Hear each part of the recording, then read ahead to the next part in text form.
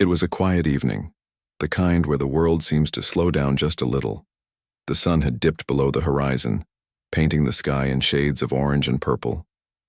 General Marcus Thompson, a man who had spent decades serving his country, with honor, was finally on his way home after a long day at a military conference. He had attended panels, given speeches, and shaken countless hands. Now all he wanted was to unwind in the comfort of his own home. General Thompson was a decorated officer in the U.S. Army, a leader whose name commanded respect wherever it was spoken. But tonight he wasn't in uniform. Instead, he wore a simple, button-down shirt and jeans, blending into the crowd like any other civilian. His black SUV gleamed under the dim streetlights as he drove through the quiet suburban neighborhood. It was a peaceful area, tree-lined streets, neatly trimmed lawns, and houses that seemed to whisper stories of families living their best lives. As he approached a gas station, he decided to pull over. The tank was nearly empty, and it would be better to fill up now rather than risk running out later. He parked his car at one of the pumps, stepped out, and stretched his legs for a moment. The air was cool, carrying the faint scent of gasoline and freshly cut grass. He inserted the nozzle into his car and watched as the numbers on the pump ticked upward. What General Thompson didn't notice was a police cruiser slowing down on the road nearby. Inside the car was Officer Daniel Hayes, a man known around the precinct for his short temper and questionable judgment. Hayes had been patrolling the area when he spotted the sleek black SUV at the gas station. Something about it caught his attention, the shine of the paint, the expensive rims, the way it seemed out of place in this modest neighborhood. To Hayes, it looked suspicious, almost too perfect. Without much thought, Hayes pulled into the gas station parking lot and parked a few spaces away from the SUV.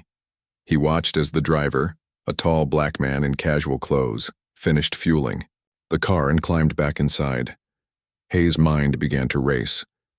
Why was this guy driving such an expensive vehicle? Was he up to something? These questions swirled in his head, fueled by years of ingrained biases and stereotypes. When General Thompson pulled out of the gas station and continued down the road, Hayes followed. The red and blue lights of the police cruiser flickered to life as Hayes activated his siren.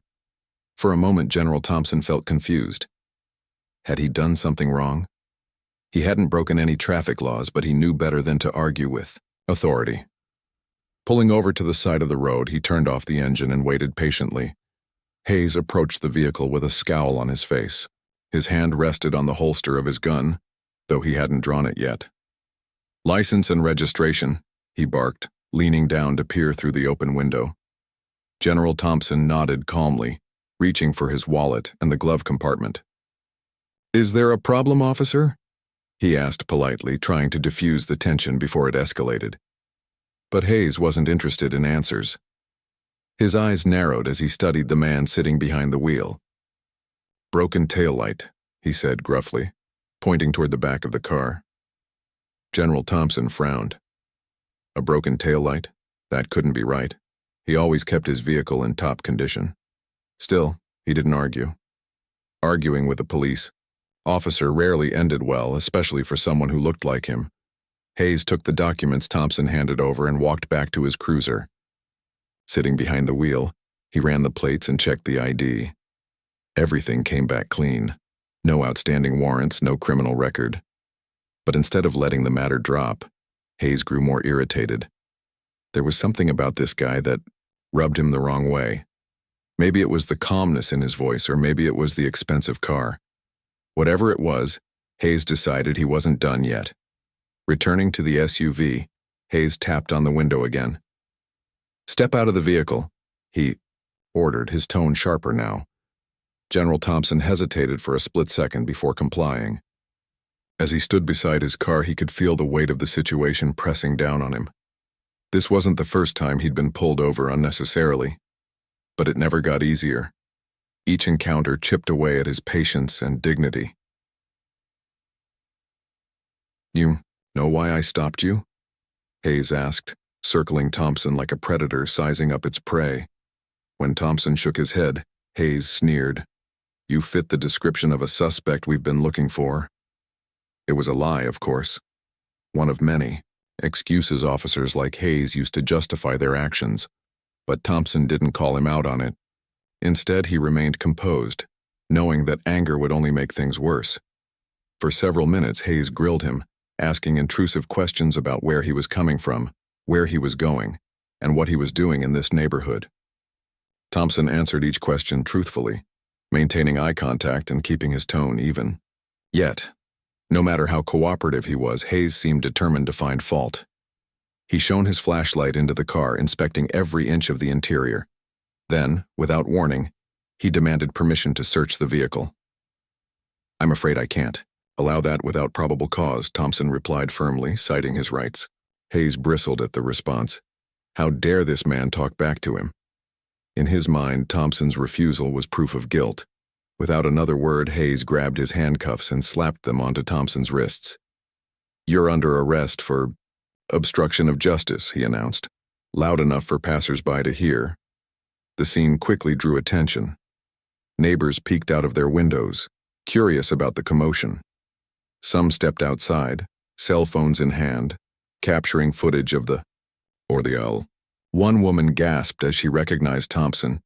He was a regular at the local coffee shop, always friendly and well-mannered. Another man muttered under his breath, shaking his head in disbelief.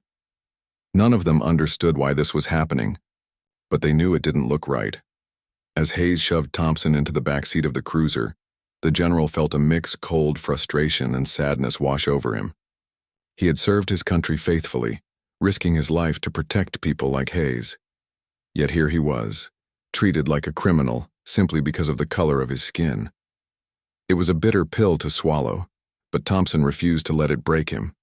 Little did Hayes know this wasn't the end of the story. It was only the beginning. The ride to the police station was tense and uncomfortable. General Marcus Thompson sat in the back seat of the cruiser, his hands cuffed behind him, staring out the window as the familiar streets blurred past. The flashing lights on the dashboard cast an eerie glow inside the car, making everything feel surreal. His mind raced with thoughts. How had this happened? How could someone like Officer Daniel Hayes treat him this way? Despite his frustration, Thompson kept his composure. He had learned long ago that losing control in situations like these only made things worse. When they arrived at the station, Hayes roughly escorted Thompson inside, gripping his arm tighter than necessary. The lobby was bustling with activity. Officers, typing reports, civilians waiting impatiently for assistance, and phones ringing off the hook. No one paid much attention to the tall black man in handcuffs being led toward the booking area. To them, he was just another suspect, another faceless individual caught up in the system. Thompson was taken to a small, sterile room where the booking process began. An officer behind a desk asked for his personal information, name, date of birth, address, all while avoiding eye contact. Thompson answered each question clearly and calmly, refusing to let his emotions show. When the officer glanced at his military ID card, which listed his rank as general, he raised an eyebrow but said nothing. It wasn't his job to question why a high-ranking Army officer was there. He simply processed the paperwork like any other case. Hayes stood nearby, arms crossed, watching the entire scene unfold with a smug expression. He seemed pleased with himself, convinced that he had done the right thing by arresting Thompson. In his mind, he had stopped a potential threat, even if the evidence didn't support that conclusion. But what Hayes didn't realize was that his actions were about to have far-reaching consequences, not just for him, but for the entire department. Once the initial paperwork was complete, Thompson was moved to a holding cell. The space was cramped, dimly lit, and smelled faintly of sweat and disinfectant. A single bench ran along one wall, offering little comfort. As the heavy metal door clanged shut behind him, Thompson felt a wave of exhaustion wash over him. This wasn't how he imagined his evening would end. He thought about his family, wondering what they would say when they found out what had happened. Would they be angry, worried, disappointed? Despite the grim circumstances, Thompson refused to let despair take hold. He reminded himself that he wasn't powerless. Over the years, he had built connections and earned respect within the military community. If anyone could help him navigate this mess, it was the people he trusted most. With renewed determination, he called out to the officer standing guard outside the cell. "I need to make a phone call," he said firmly. "It's my right." The officer hesitated, glancing at Hayes, who was still lingering nearby. Hayes shook his head dismissively, muttering something about protocol. But Thompson wasn't backing down. "Look, I'm entitled to a phone call," he repeated, his voice steady but firm. "You can either give me access to a phone now or I'll make sure your superiors hear about this later." Reluctantly, the officer relented. He unlocked the cell door and escorted Thompson to a small desk near the front of the station. There, a landline phone sat untouched. Thompson picked up the receiver and dialed a number from memory. After a few rings, a familiar voice answered on the other end. "Colonel Alvarez speaking." "Linda, it's Marcus," Thompson said, relief flooding his voice. "Listen carefully, I've been arrested and I need your help." On the other end of the line, Colonel Linda Alvarez froze. Arrested? That didn't sound like the Marcus she knew. She immediately asked for details, her tone shifting from surprise to concern. Thompson explained the situation as succinctly as possible, leaving out unnecessary emotion. By the time he finished, Alvarez was already taking action. "I'll handle this," she assured him. "Just stay calm and don't say anything else until we get you out of there." Hanging up the phone, Alvarez wasted no time. She contacted senior officials at the Pentagon, explaining the gravity of the situation. Within minutes, word reached the Secretary of Defense, who was appalled by the treatment of one of the nation's highest-ranking officers. Orders were issued swiftly. General Thompson was to be released immediately, and the local police department would be held accountable. Baku. At the station, tension began to build as calls poured in from higher authorities. First, it was the police chief, demanding an explanation for why General Thompson was being detained. Then came representatives from the Pentagon, their voices sharp with urgency. Officers scrambled to piece together what had happened, realizing, too late, that they had made a catastrophic mistake. Hayes, who had been so confident earlier, suddenly looked uneasy. His colleagues avoided meeting his gaze, sensing that trouble was brewing. Meanwhile, Thompson waited patiently in the holding cell, knowing that wheels were turning in his favor. He didn't gloat or lash out at the officers who passed by. Instead, he used the time to reflect on the bigger picture. This wasn't just about him. It was about the countless others who had faced similar injustices without the resources or influence to fight back. He vowed to use this experience to shine a light on systemic issues within law enforcement and advocate for meaningful change. Finally, after what felt like hours, the holding cell door opened again. This time, it wasn't Hayes standing there.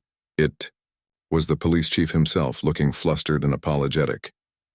"General Thompson, I deeply regret this misunderstanding," he stammered, extending a hand. "We're releasing you immediately, and I assure you that appropriate measures will be taken to address this incident." Thompson accepted the apology with grace, though his eyes conveyed a mix of disappointment and resolve. "Thank you for rectifying the situation," he replied evenly. "But understand that this isn't over. What happened here tonight is unacceptable, and it needs to be addressed, not just for me, but for everyone who has experienced similar treatment." As Thompson walked out of the station, cameras flashed and reporters shouted questions. News of his arrest had spread quickly, thanks in part to the videos captured by witnesses during the traffic stop. Social media platforms buzzed with outrage, with hashtags like "Justice for Marcus" trending nationwide. People from all walks of life expressed their support, calling for accountability and reform. For many, Thompson's story was a stark reminder of the racial biases that persisted in institutions meant to protect and serve. Standing outside the station, surrounded by chaos, Thompson took a deep breath. He knew that the road ahead wouldn't be easy, but he was ready to face it head-on. This wasn't just about clearing his name. It was about fighting for a future where no one had to endure the humiliation and injustice he had experienced that night. And as he stepped into the spotlight, he did so not as a victim, but as a leader prepared to inspire change. The moment General Marcus Thompson stepped out of the police station, The world seemed to explode around him. Reporters jostled for position, their cameras flashing like strobe lights as they shouted questions at him. "General Thompson, what happened tonight? Do you believe this was racially motivated? How do you plan to respond to this incident?" The noise was overwhelming, a cacophony of voices all demanding answers. But Thompson didn't flinch. He had spent years in high-pressure situations, and he knew how to stay calm under scrutiny. Standing tall, he raised a hand to signal for silence. Slowly, the crowd quieted down, their eyes fixed on him with anticipation. When he finally spoke, his voice carried a weight that commanded attention. "Tonight I experienced something no one should ever have to endure," he began, choosing his words carefully. "I was wrongfully arrested because of assumptions based on my appearance, assumptions rooted in prejudice." His statement sent ripples through the gathered crowd. Some nodded in agreement, others whispered among themselves, but everyone listened intently. Thompson continued, "This isn't just about me. This is about the countless individuals who face similar injustices every single day without the resources or platform to fight back. We cannot ignore this issue any longer." As he spoke, his tone shifted from personal reflection to a call for action. "I will not stand idly by while systemic racism continues to poison our society. What happened here tonight is unacceptable, and it must be addressed, not only for my sake but for the sake of fairness and equality for all." With that, he turned and walked away, leaving reporters scrambling to capture his final moments in front of the cameras. Behind the scenes, the fallout from the incident was already gaining momentum. Colonel Linda Alvarez had mobilized her network within the Pentagon, ensuring that the full weight of the military establishment would bear down on the local police department. Senior officials were livid, not just because one of their own had been mistreated, but because the arrest exposed deep flaws in the system. Calls poured into the police chief's office from lawmakers, government agencies, and even members of Congress, each demanding accountability. Inside the precinct, panic set in. Officers huddled in meeting rooms trying to figure out how to handle the growing storm. Officer Daniel Hayes, once so confident in his actions, now looked visibly shaken. His colleagues avoided him, sensing that associating with him could tarnish their own reputations. The police chief summoned Hayes to his office, where he delivered a harsh reprimand. "You've put this entire department in jeopardy," the chief snapped. "Do you have any idea what kind of trouble we're in?" Hayes tried to defend himself, stammering excuses about following protocol and making judgment calls. But the chief wasn't interested in hearing it. "Protocol doesn't justify racial profiling," he shot back. "And your judgment call has brought national attention to this department for all the wrong reasons." Hayes slumped into his chair, realizing too late that he had crossed a line he couldn't uncross. Meanwhile, the story continued to spread like wildfire. Social media platforms lit up with reactions, opinions, and calls for justice. Videos of the traffic stop and subsequent arrest went viral, drawing millions of views. Comment sections filled with outrage, empathy, and debates about race and policing. Influencers and activists amplified the message, urging people to demand change. Hashtags like the Justice for Marcus and End Racial Profiling trended nationwide, sparking conversations in homes, workplaces, and schools. News outlets scrambled to cover the developing story, sending reporters to interview experts, community leaders, and ordinary citizens. Legal analysts weighed in on the legality of Hayes' actions, pointing out clear violations of constitutional rights. Civil rights organizations issued statements condemning the arrest and calling for reforms. Even celebrities joined the chorus, using their platforms to amplify Thompson's message. The sheer volume of attention made it impossible for anyone to ignore the gravity of the situation. Back at his home, Thompson found himself reflecting on the whirlwind of events. Despite the chaos, he felt a sense of purpose. For years, he had witnessed the struggles faced by marginalized communities, both personally and professionally. Now he had an opportunity to make a difference, to turn his pain into progress. As he sat in his living room, surrounded by family and close friends, He outlined a plan of action. First, he decided to testify before Congress. He wanted to share his story directly with lawmakers, urging them to address the systemic issues that allowed incidents like his arrest to happen. Second, he planned to partner with civil rights groups to advocate for policy changes at the local, state, and federal levels. Third, he committed to mentoring young leaders from underrepresented communities, equipping them with the tools they needed to challenge injustice. The next morning, Thompson appeared on a major news program to discuss his experience. Sitting across from the host, he exuded calmness and authority. "What happened to me isn't unique," he explained. "It's part of a larger pattern of discrimination that affects people of color every day. Whether it's being pulled over unnecessarily, denied opportunities, or treated unfairly in court, these experiences leave scars that don't heal easily." He went on to describe specific examples of systemic racism within law enforcement, citing statistics and real-life stories to drive his point home. "We need to rethink how we train officers, how we hold them accountable, and how we rebuild trust between communities and the police," he said. "This isn't about punishing individual officers. It's about creating a system that works for everyone." His words resonated deeply with viewers, many of whom reached out to express their support. Emails, letters, and messages flooded in from across the country, thanking him for speaking out and sharing their own stories of discrimination. Some offered advice, others sought guidance, and a few simply expressed gratitude for his courage.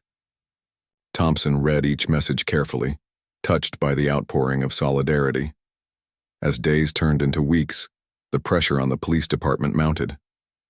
Internal investigations revealed troubling patterns in Hayes's behavior, including multiple complaints of racial profiling and excessive force. Disciplinary records showed that these allegations had been largely ignored, allowing Hayes to continue unchecked.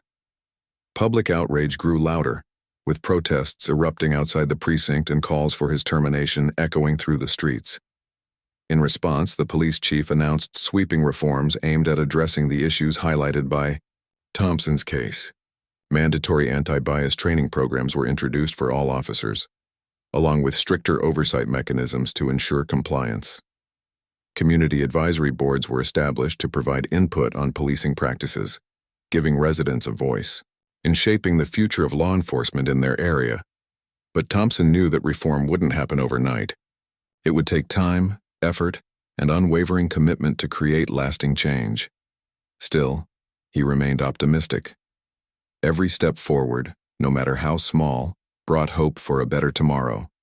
And as he stood on the podium during a rally organized by civil rights activists, he felt the energy of the crowd surging around him, a powerful reminder that he wasn't alone in this fight.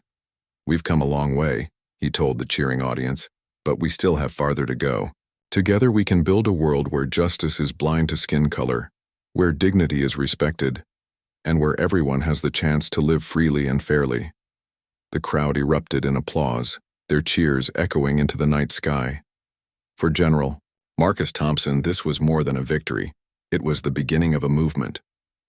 The weeks following General Marcus Thompson's arrest became a whirlwind of activity, both in the public sphere and behind closed doors.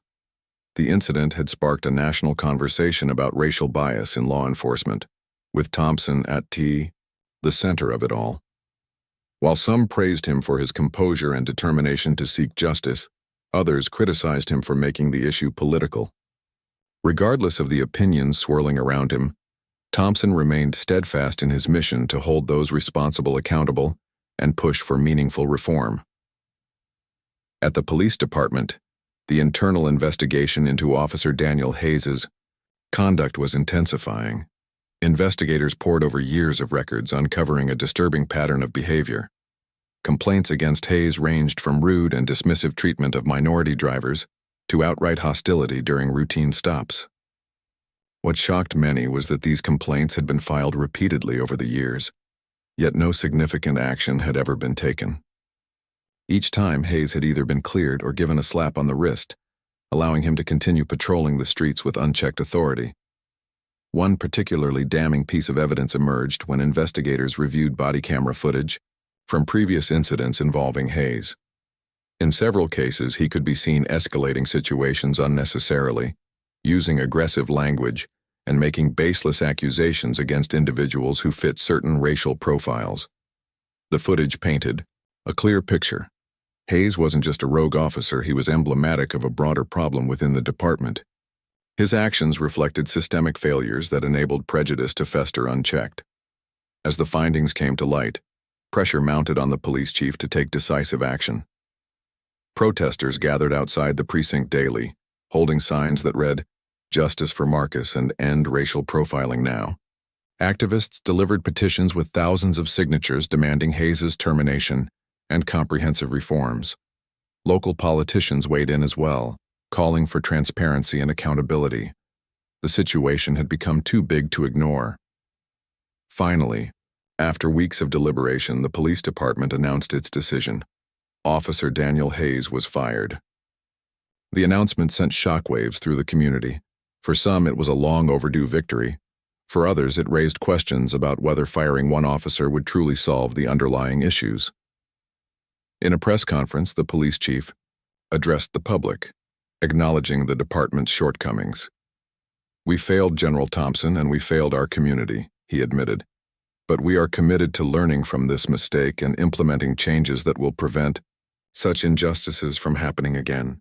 While Hayes's dismissal marked a turning point, the fight for accountability didn't stop there. Legal proceedings against him were set in motion, with prosecutors charging him with misconduct and abuse of power. The case garnered widespread attention, drawing comparisons to other high-profile instances of police brutality and racial profiling. Lawyers representing Thompson joined forces with civil rights organizations to ensure that Hayes faced the full extent of the law.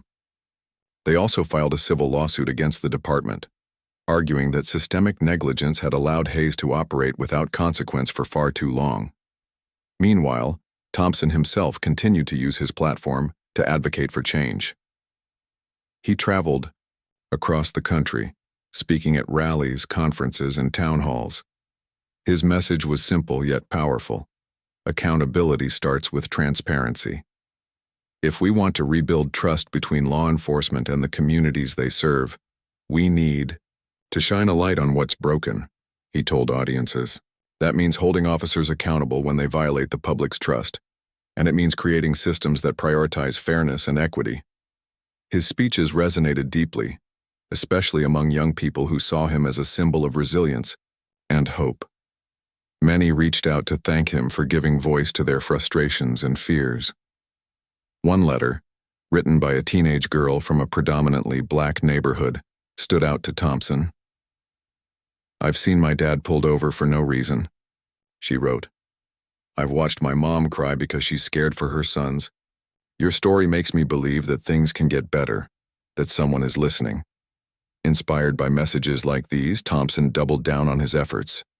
He partnered with educators to develop programs aimed at teaching students about civic engagement and activism. He worked with tech companies to explore ways artificial intelligence could help reduce bias in policing, such as algorithms designed to flag problematic behavior in real time. And he collaborated with lawmakers to draft legislation addressing racial disparities in the criminal justice system. One of the most impactful moments came when Thompson testified before Congress. Standing at the podium, dressed in his military uniform, he commanded the room's attention. Lawmakers leaned forward, pens poised, as he recounted the events of that fateful night. "I'm not here to ask for sympathy," he said. "I'm here to demand action. This isn't just about me, it's about the countless lives destroyed by systemic racism. It's about the parents who fear for their children, the workers passed over for promotions, the citizens denied basic respect because of the color of their skin." His testimony moved many in attendance to tears.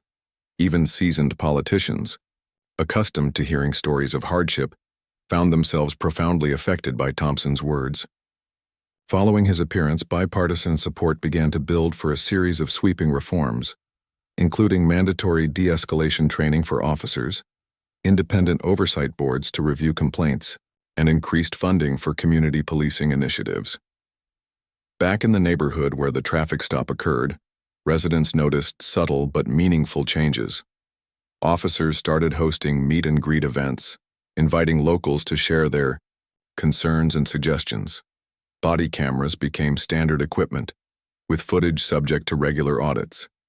Community leaders worked closely with the department to foster dialogue and collaboration. Slowly but surely, trust began to rebuild, a testament to the power of persistence and collective effort.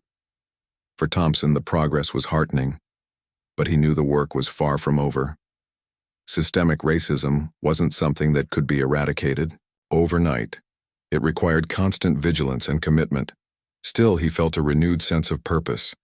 Every life touched, every mind changed, and every policy improved brought them one step closer to a fairer, more just society. In quiet moments, Thompson often reflected on how far he'd come since that night at the gas station. He thought about the neighbors who had filmed the encounter, the colleagues who had rallied to his defense, and the strangers who had offered words of encouragement. Together, they had turned an act of injustice into a catalyst for change. And, as he looked toward the future, he did so with hope, not just for himself but for generations to come. The momentum sparked by General Marcus Thompson's arrest continued to grow, transforming what had started as a single act of injustice into a nationwide movement for change.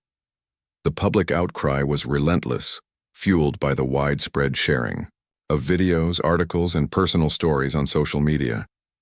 People from all walks of life, students, parents, teachers, veterans, and activists, joined forces to demand accountability and reform.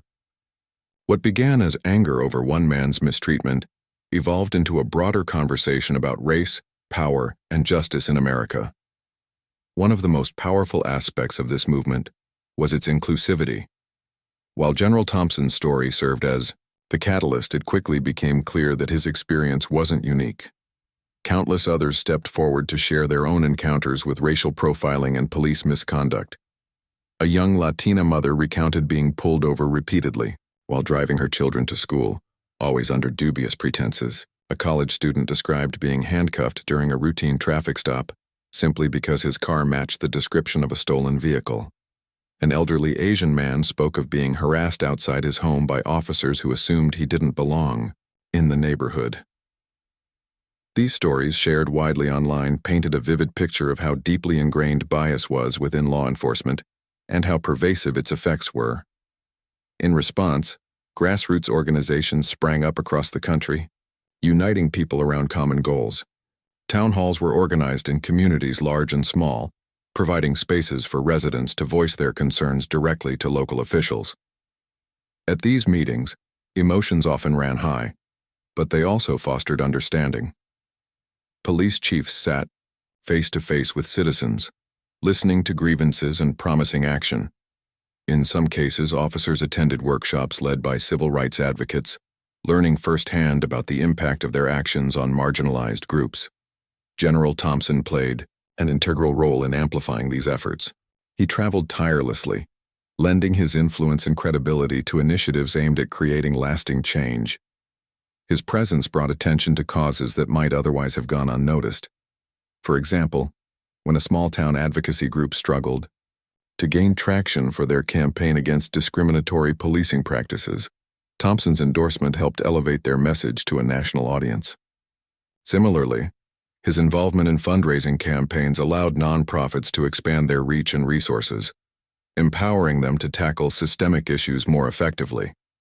Media coverage of the movement reached new heights, with documentaries, podcasts, and investigative reports shedding light on the complexities of racial bias in policing. Journalists embedded themselves in communities affected by these injustices, producing nuanced stories that humanized the victims and highlighted the need for reform. One particularly impactful documentary followed several families whose lives had been upended by wrongful arrests or excessive use of force.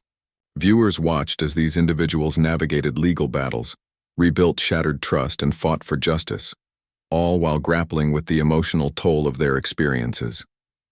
The film ended with a call to action, urging viewers to support policy changes and hold lawmakers accountable. Lawmakers, too, felt the pressure mounting, with protests erupting in cities nationwide and petitions flooding congressional offices. Politicians could no longer afford to ignore the issue. Bipartisan coalitions formed to draft legislation addressing racial disparities in policing. Key proposals included banning chokeholds, requiring independent investigations of officer-involved shootings, and mandating data collection on traffic stops and arrests to identify patterns of discrimination. Some states went even further, passing laws that stripped qualified immunity, a controversial legal doctrine that shielded officers from lawsuits unless they violated clearly established rights. Thompson himself testified multiple times before legislative committees, offering insights based on both his personal experience and extensive research.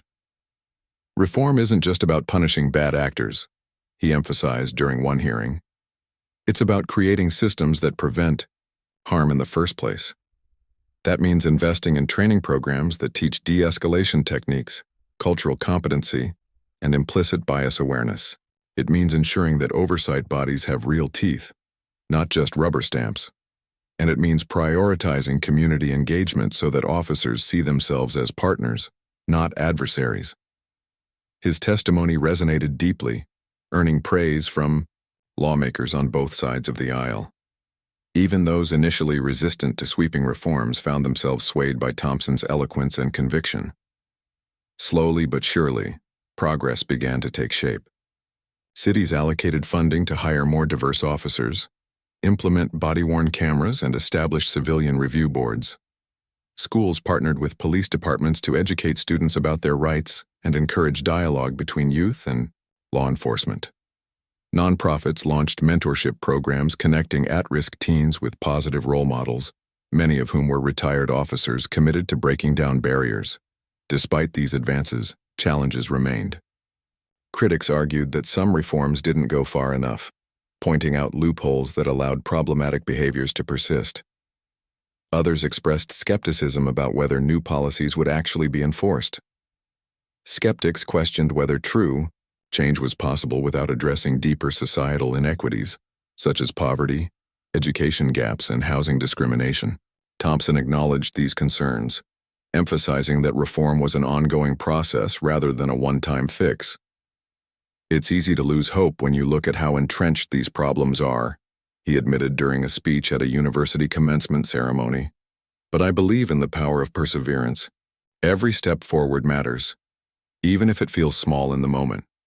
When we stand together, when we refuse to give up, we can move mountains. His words inspired countless individuals to stay engaged, whether by volunteering with local organizations, contacting elected representatives, or simply having difficult conversations with friends and family. Parents taught their children about empathy and equality, planting seeds for a better future. Teachers incorporated lessons on civil rights, history into their curricula, encouraging students to think critically about the world around them. Artists created murals, music, and poetry celebrating resilience and calling for unity. Even celebrities joined the cause, using their platforms to amplify marginalized voices and raise funds for grassroots initiatives. Musicians performed benefit concerts, actors narrated documentaries, and athletes wore jerseys emblazoned with messages like "Justice for All." Their involvement helped sustain momentum, keeping the issue front and center in public discourse. As months turned into years, the ripple effects of Thompson's ordeal became undeniable. Communities once divided by mistrust began to heal, thanks, in part, to collaborative efforts between residents and law enforcement.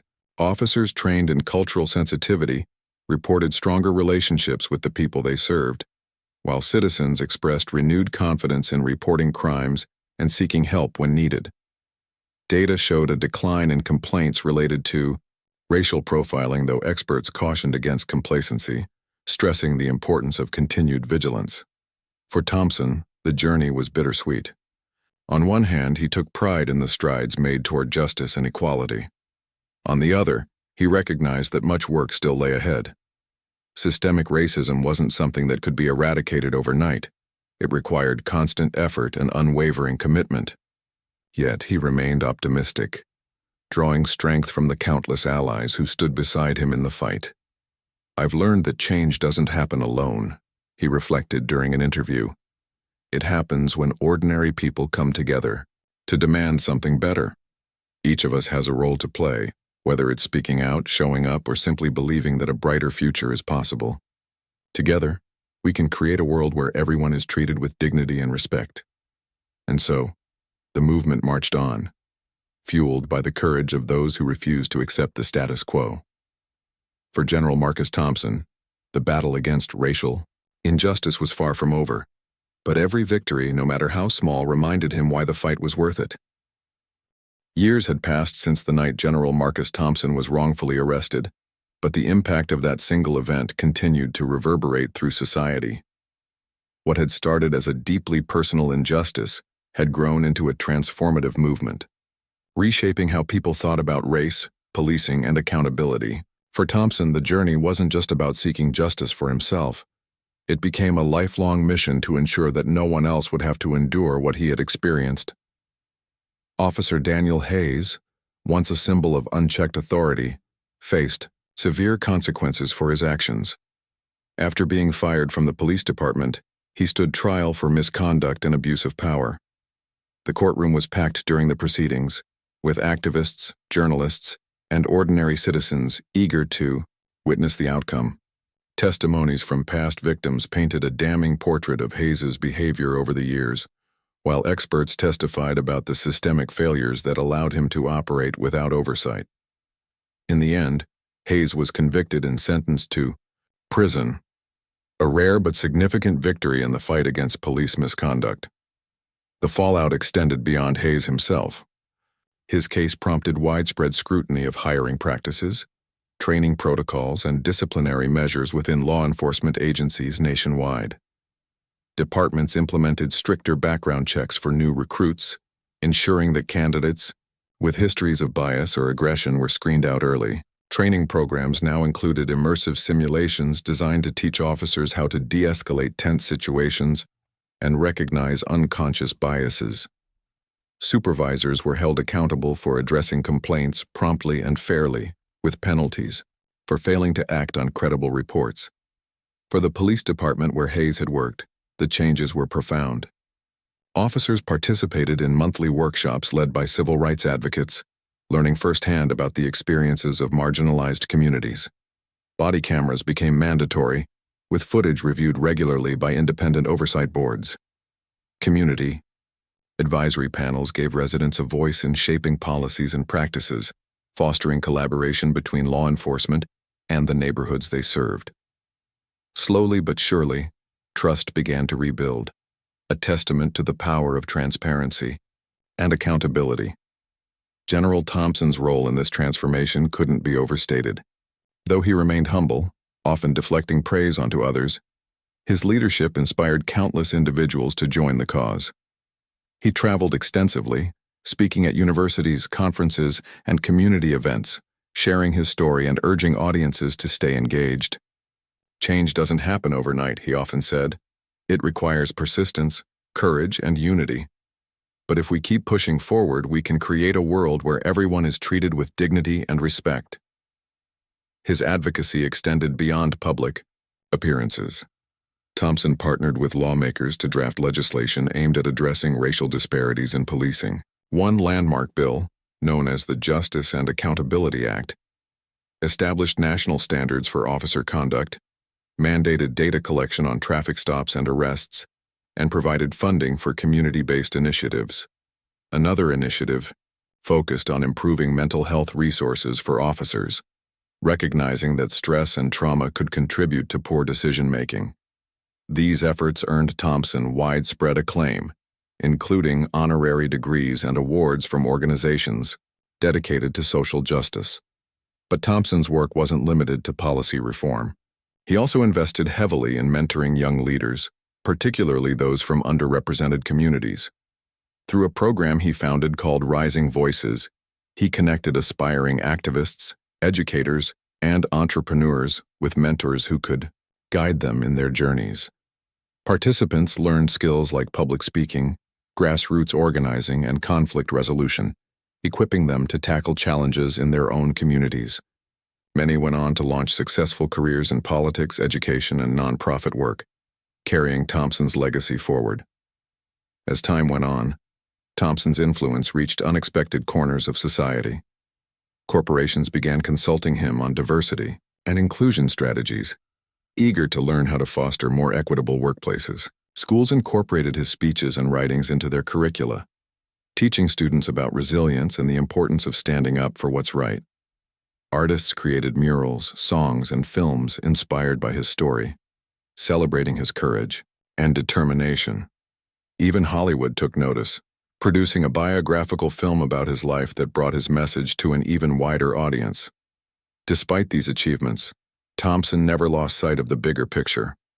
He knew that systemic racism was a deeply rooted issue, one that couldn't be solved through policy changes alone. True progress required addressing underlying inequities in areas like education, healthcare, and housing. To that end, he expanded his focus, partnering with organizations working to close achievement gaps, improve access to affordable healthcare, and combat gentrification. His holistic approach earned him respect across ideological lines, proving that meaningful change required collaboration and compromise. In his later years, Thompson transitioned from active campaigning to writing and reflection. He penned a memoir titled Broken Taillights: A Journey Toward Justice, chronicling his experiences and offering insights into the complexities of racial bias and reform. The book became a bestseller, praised for its honesty and wisdom. Reviewers noted how Thompson balanced anger and hope, frustration and optimism, painting a nuanced portrait of the struggle for equality. Though retired from military service, Thompson remained a beloved figure in the armed forces.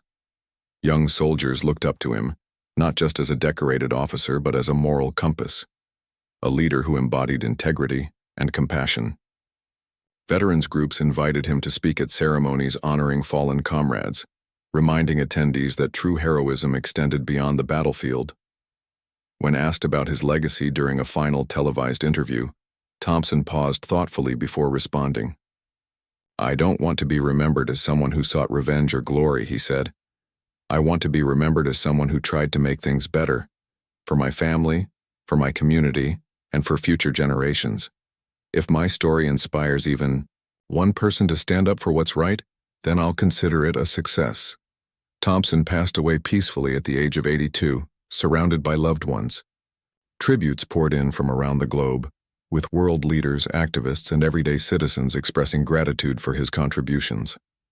Flags were flown at half-staff at military bases nationwide, and vigils were held in cities large and small. His funeral was a celebration of life, filled with music, laughter, and tears as friends and colleagues shared memories of a man who had touched so many lives. Today, General Marcus Thompson's legacy endures. Statues of him stand in parks and town squares, serving as reminders of the power of perseverance and unity. Scholarships bear his name, helping students pursue dreams they might otherwise have abandoned. And every year, on the anniversary of his arrest, communities gather to reflect on how far they've come and how much farther they must go. The road to justice is long, winding, and fraught with obstacles. But thanks to Thompson's unwavering commitment, millions of people found the courage to walk it together. His story serves as a beacon of hope, proof that even in the darkest moments, light can emerge, and that one person's determination can spark a movement capable of changing the world.